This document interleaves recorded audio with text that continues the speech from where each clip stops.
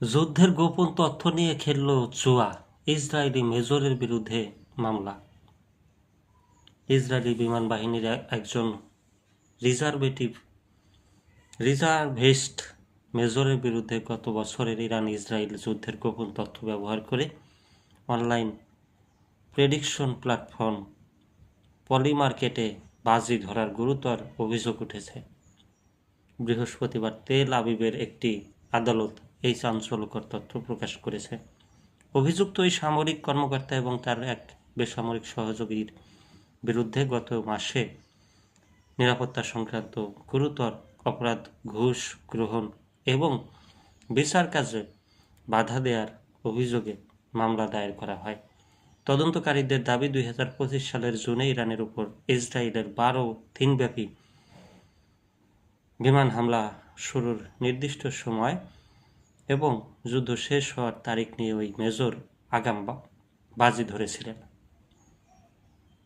আদালতের নথিতে বলা হয়েছে, গত বছরের 13 জুন ইরানে সামরিক অভিযান শুরু হওয়ার ঠিক একদিন আগে একটি অত্যন্ত গোপনীয় ব্রিফিংয়ে অংশ নিয়েছিলেন ওই মেজর। সেখানে তিনি হামলার সময়সূচি সম্পর্কে জানতে পারেন এবং তাৎক্ষণিকভাবে তার সামরিক সহযোগীকে সেই তথ্য জানিয়ে দেন।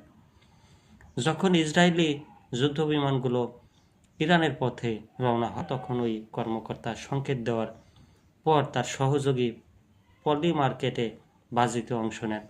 মামলার স্পর্শকাতর কারণে এতদিন অভিযুক্তদের পরিচয় ও বিস্তারিত তথ্যের উপর আদালতের নিষেধাজ্ঞা ছিল, যা গত বৃহস্পতিবার সংবাদ মাধ্যমের আবেদনের প্রেক্ষিতে আংশিকভাবে তুলে নেওয়া হয়েছে।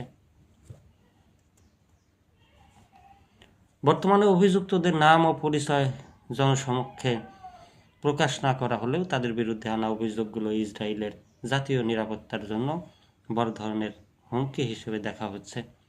প্রসিকিউটরদের মতে, ব্যক্তিগত লাভের জন্য রাষ্ট্রের সর্বোচ্চ গোপনীয়তা ফাঁস করা একটি ক্ষমার অযোগ্য অপরাধ।